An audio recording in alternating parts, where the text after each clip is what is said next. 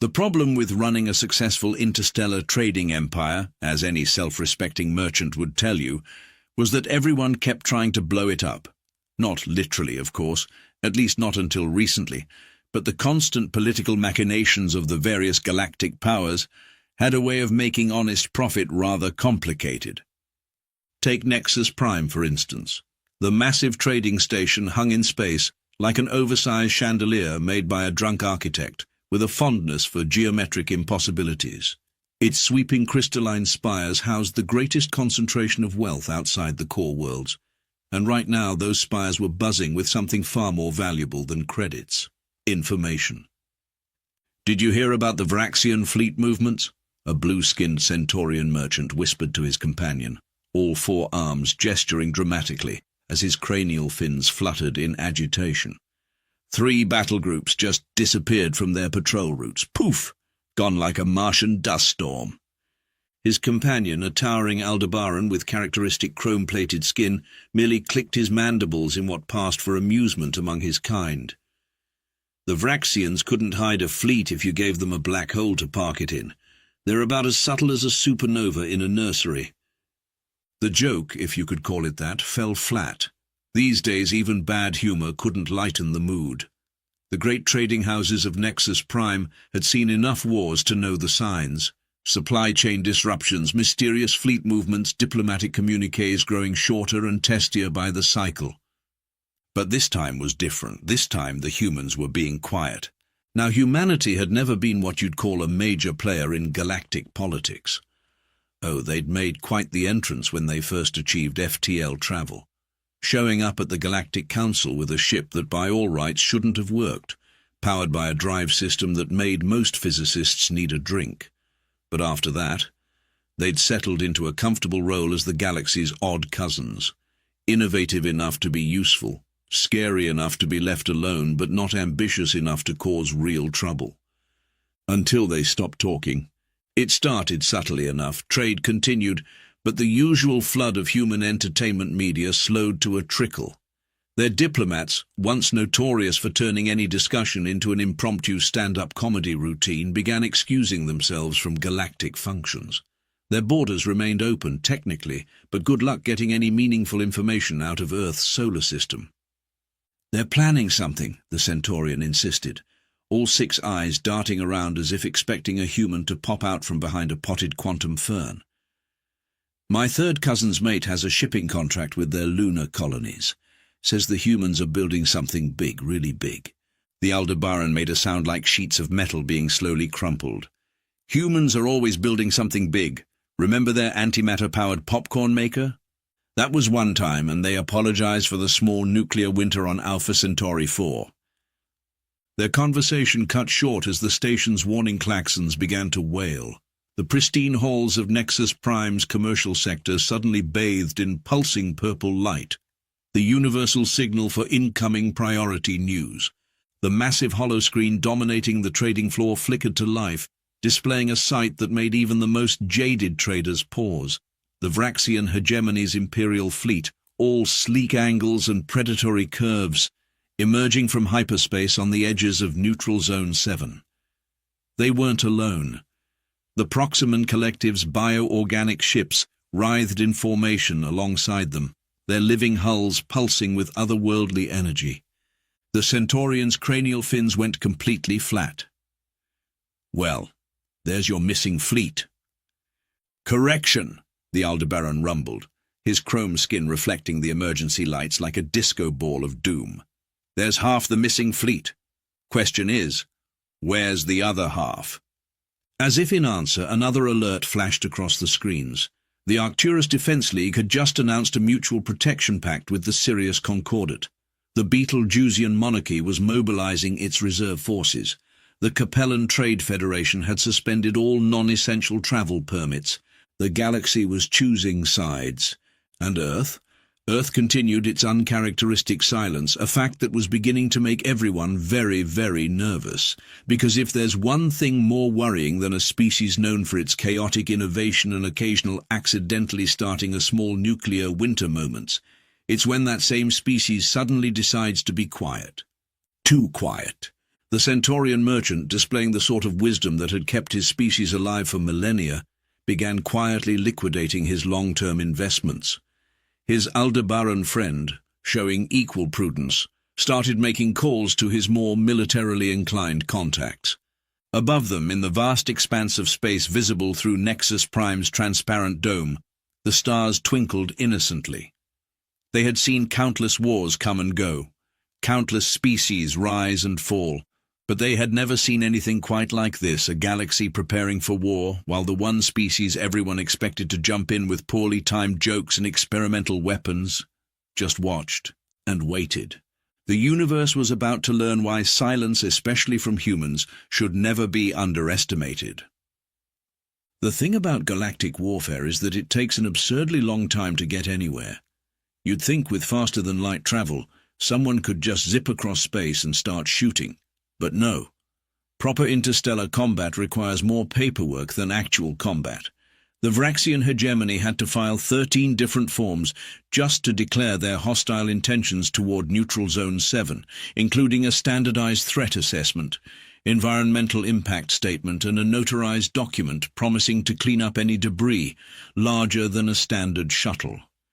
Which was why, 3 standard weeks after the initial fleet movements, the galaxy found itself in the awkward position of preparing for war while simultaneously attending routine diplomatic functions. Case in point, the Emergency Council of Allied Species, which was currently being held in the least emergency-like setting possible, a luxury resort station orbiting a binary star system. The Proximan Collective's actions constitute a clear violation of Section 47B of the Galactic Commerce Treaty, thundered Ambassador Zix 427, his crystalline form vibrating with righteous indignation. The Rigelian diplomat's outrage would have been more impressive if he hadn't been floating in a zero-gravity spa while making his proclamation. "Oh, please," gurgled the Proximan representative, a mass of tentacles and bioluminescent patches currently arranged in what their species considered a formal configuration. "Your mining operations in the disputed sectors have been exceeding quota limits for decades. We're simply ensuring fair resource distribution." "By parking a battle fleet next to our primary trade routes?" "They're peacekeeping vessels. They're armed with planet crackers, purely defensive planet crackers." Meanwhile, in a corner of the spa that somehow managed to look both expensive and uncomfortable, the Earth representative maintained their species' new favorite pastime, saying absolutely nothing while managing to look incredibly interested in their data pad. The Arcturus delegate, a being of pure energy contained within an environmentally controlled suit, which was naturally waterproof for spa purposes, drifted over to the human. "Your people's perspective on this matter would be most illuminating," they suggested, their voice coming through as carefully modulated light pulses. The human diplomat looked up, smiled pleasantly, and said, "Earth has no comment at this time." Then, as if to soften the blow of this stunning contribution to galactic diplomacy, they added, "Though the spa facilities are lovely." This non-answer sparked more concern than any threat of planet crackers. Humans were many things: unpredictable, occasionally catastrophic, weirdly obsessed with combining foods that shouldn't be combined, but they were never quiet during a crisis. The last time the galaxy faced potential war, Earth's representatives had suggested solving it through something called paintball, which had somehow resulted in 3 peace treaties and a minor revolution in non-lethal combat techniques. But now, nothing, just pleasant smiles and non-committal comments about spa facilities. The Rigelian ambassador's crystalline surface developed a stress fracture. Surely Earth must see that the Proximan-Vraxian alliance threatens the stability of the entire spiral arm. "We appreciate your concern," the human replied in the tone of someone commenting on slightly disappointing weather.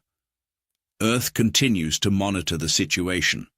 "Monitor the ambassador's translation matrix actually glitched trying to process this level of diplomatic blandness. "There are battle fleets mobilizing. The Betelgeusians have activated their legendary planet forge. The Capellans are threatening to weaponize their quantum economics." All concerning developments, the human agreed, somehow managing to make concerning sound like mildly interesting, perhaps even slightly above average.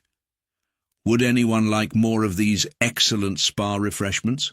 In the following days, as the galaxy's political situation continued its rapid descent into chaos, 17 different intelligence agencies reported the same puzzling phenomenon. Massive energy signatures from Earth's solar system, the kind typically associated with large-scale industrial activities, but no obvious military buildup. Surveillance probes reported increased activity around Jupiter's moons, unusual thermal readings from Mercury, and strange gravitational anomalies near Venus. When asked about these observations, Earth's diplomatic corps responded with what would become their most infamous statement yet: "We're just doing some spring cleaning." This prompted the Aldebaran Intelligence Directorate to issue an urgent analysis report that simply read, "Spring doesn't exist in space. What are they really up to?" The answer to that question would have to wait, because the Vraxian hegemony chose that moment to officially declare war. They did this in traditional Vraxian fashion, by attempting to invade 3 systems simultaneously, while claiming it was all a navigation error. "Our fleets were merely conducting routine exercises," their Supreme Commander announced, as his ships exchanged antimatter torpedoes with Arcturus Defense League vessels. They accidentally entered sovereign space due to a clerical error.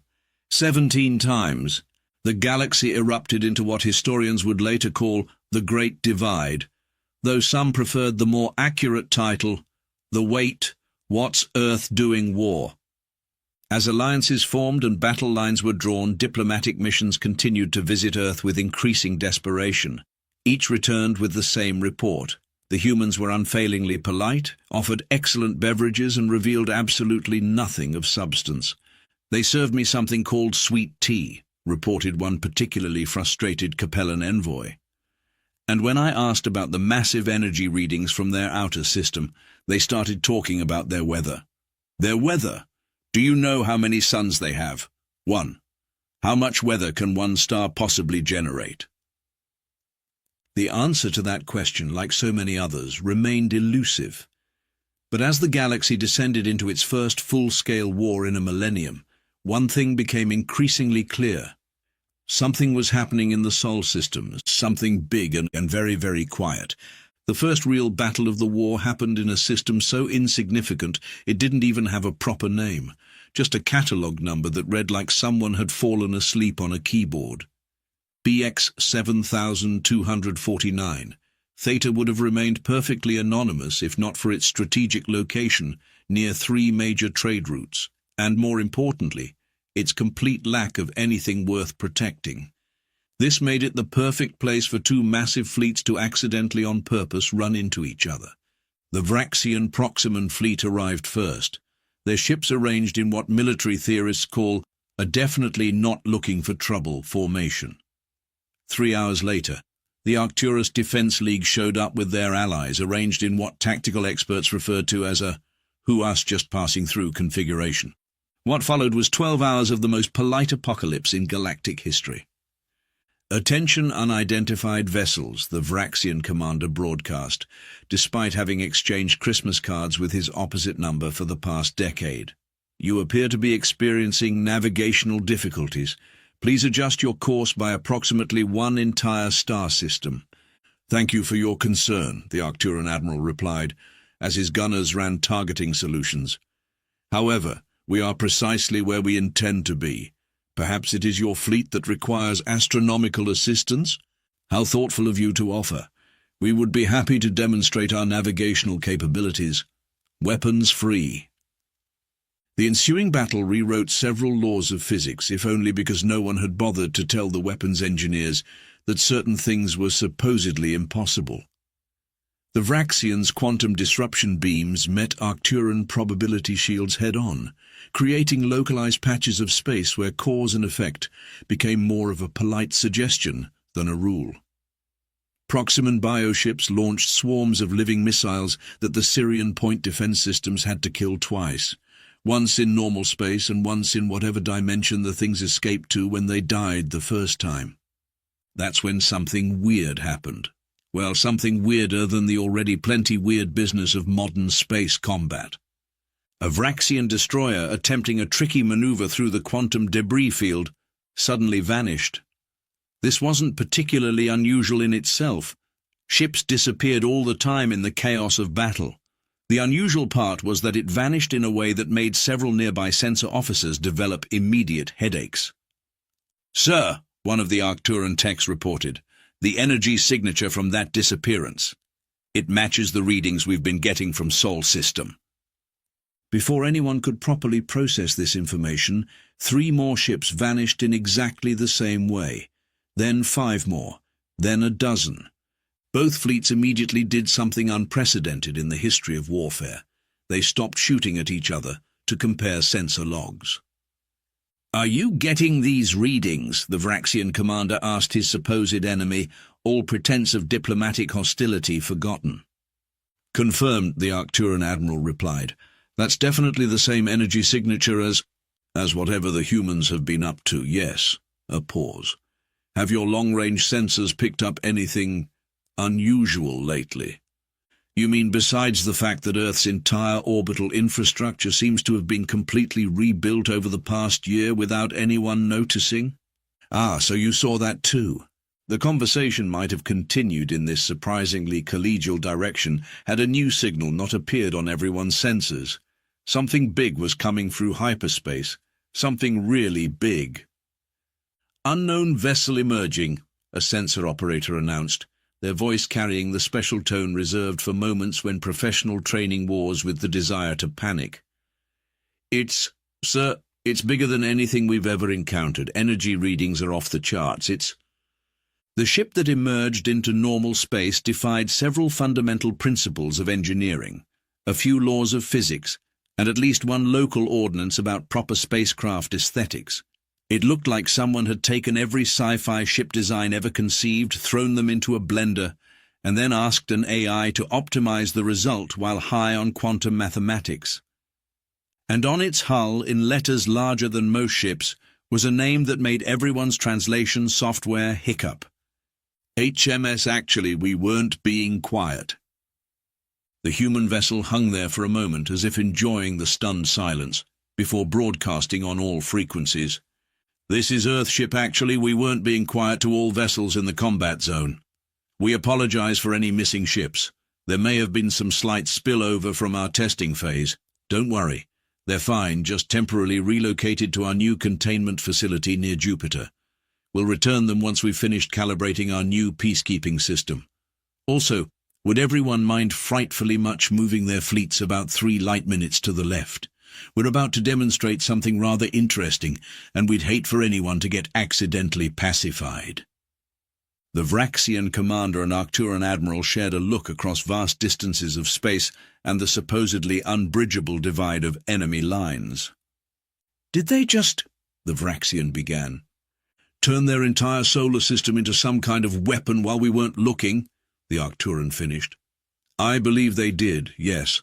And all those energy readings and were probably them testing it, yes." Another pause. "Perhaps," the Vraxian suggested, "we should move 3 light minutes to the left." "Excellent suggestion. I've always found the left side of space to be particularly pleasant this time of year." As both fleets hurried to comply with the polite suggestion that felt remarkably like an order, the human ship began to power up something that made several nearby stars nervous. The galaxy was about to learn why silence from humans wasn't necessarily a sign of inaction. It was just the sound of them focusing. The thing about humans that the galaxy kept forgetting was their peculiar ability to turn absolutely anything into either a weapon or a consumer product, with the disturbing frequency of it being both.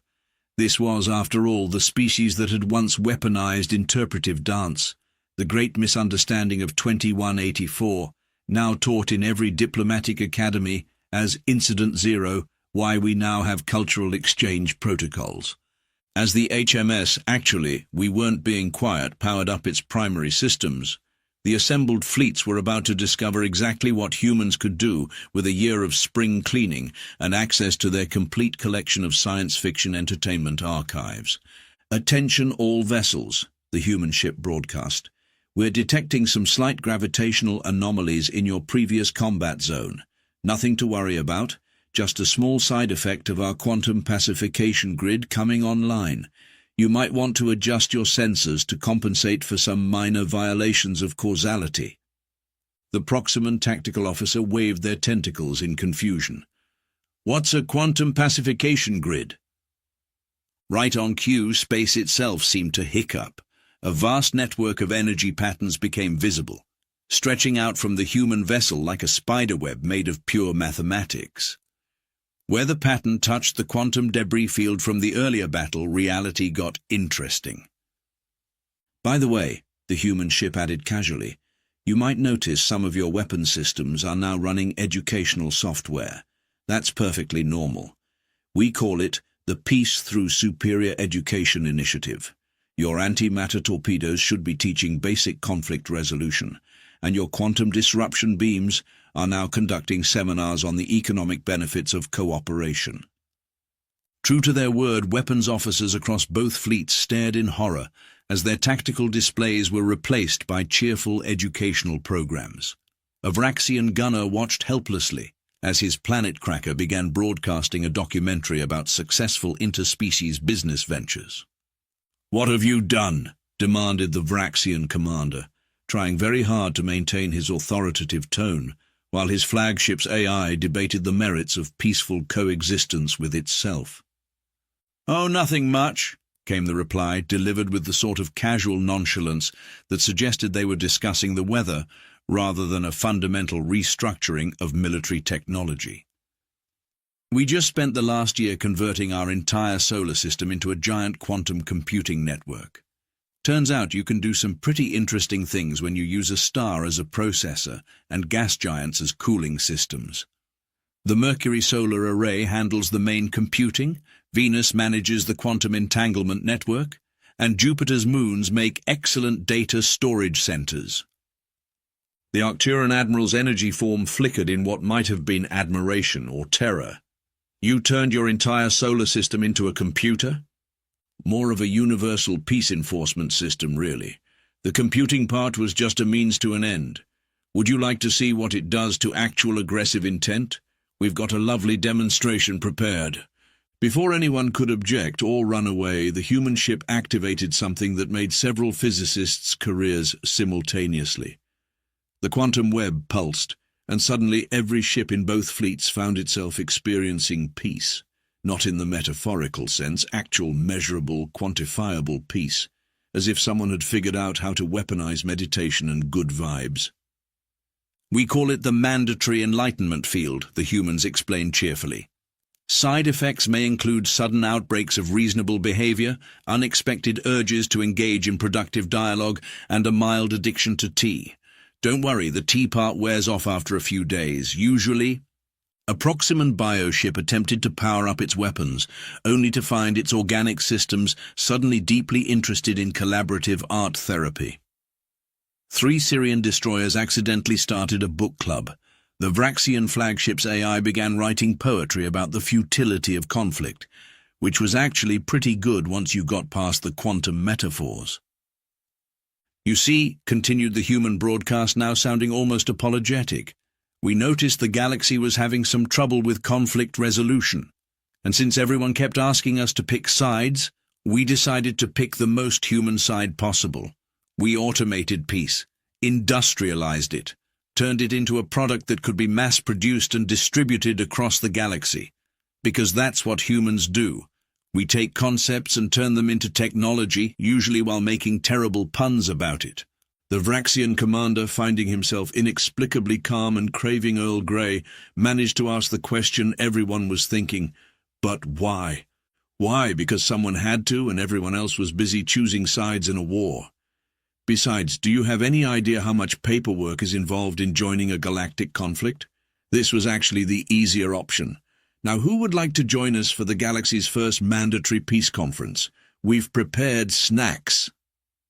As the assembled fleet commanders found themselves unable to think of a single good reason to refuse, partly due to the quantum-enforced reasonableness field, partly due to genuine curiosity about the snacks, the galaxy began to realize something important.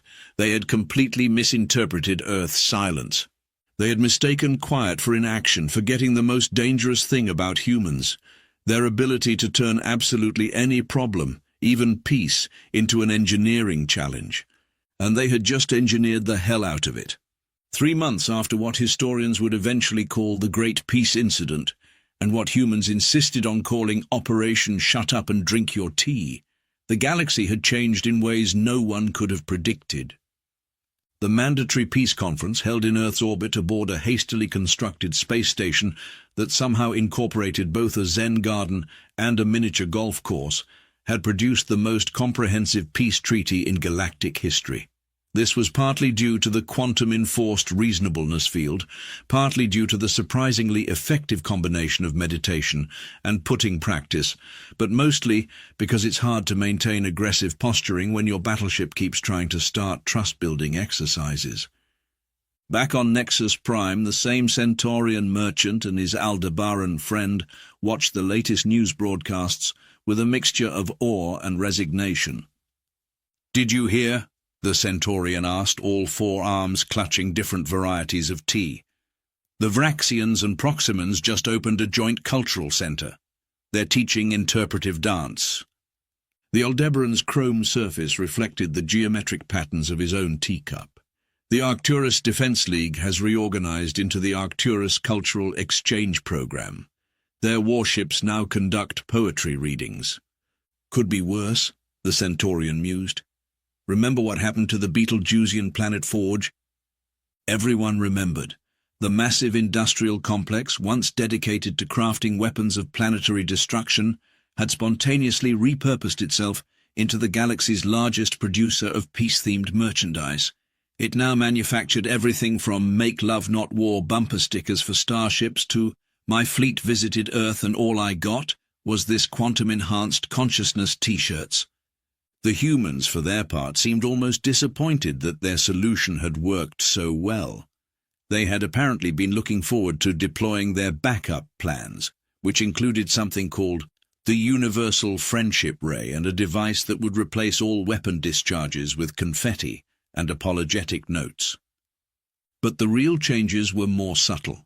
The galaxy's economic structure, once heavily dependent on military spending and conflict-related industries, had to rapidly adapt. Former weapons manufacturers found themselves producing meditation cushions. Military academies became centers for conflict resolution studies. The Galactic Council's Department of War was renamed the Department of Aggressive Hugging, though this was later changed due to concerns about interspecies personal space protocols. "You know what the real irony is?" the Aldebaran said, his metallic features arranging themselves into what passed for a smirk. "We spent centuries worried about humans joining one side or the other in a galactic war when we should have been worried about them getting tired of the whole concept of sides." The Centaurian's cranial fins rippled in agreement. "They automated peace. Who automates peace? The same species that once tried to solve a diplomatic crisis with a galaxy-wide game of hide-and-seek. That actually worked, though. True, hard to maintain hostile relations when you're hiding behind the same moon." On the news screens above them, the former Vraxian Supreme Commander was giving a presentation on the benefits of underwater basket weaving as a form of stress relief. His ships, once the terror of the Spiral Arm, now ran galactic longest-running mobile tea party. But perhaps the most significant change was in how the galaxy viewed Earth. The humans had proven once again that silence from their quarter didn't mean inaction. It meant they were busy in their workshop, probably inventing something that would give physics a headache and common sense a complete nervous breakdown. The Galactic Council, in its infinite wisdom, had officially classified Earth's solar system as a Class A peace hazard zone with the warning, "Caution, area contains weaponized reasonableness. Approach with an open mind or not at all." And Earth? Earth had already moved on to their next project, something about quantum-enhanced party planning and cross-dimensional catering services. The galaxy collectively decided not to ask for details, having learned that when humans got quiet about their projects, it was better to just wait and stock up on headache medication. In the end, the great galactic war that never was became known as the most successful failure in military history. No shots were fired, except for the initial skirmish, which everyone agreed not to count because it had been technically more of a dramatic preview than an actual battle. No planets were destroyed, though several had to attend mandatory therapy sessions, and the only casualties were military budgets and overly aggressive egos. As the Centaurian and Aldebaran finished their tea, which had become the galaxy's most popular drink, thanks to what some suspected was a subtle addition to Earth's peace enforcement field, they couldn't help but appreciate the absurdity of it all. "You know," the Centaurian mused, "I hear they're already working on something new in the Sol system, something about preventative peace maintenance and proactive harmony assurance." The Aldebaran made a sound suspiciously like a sigh. "Should we be worried?" "Probably, but I'm sure it'll be interesting. And somewhere in Earth's solar system, amid the vast network of peace-enforcing quantum computers and automated harmony generators, human engineers were indeed working on something new. Something that would probably give the galaxy another headache and another story to tell. Because that's what humans do best. They solve problems in the most unnecessarily complicated and entertaining way possible. And they do it very, very quietly until they don't.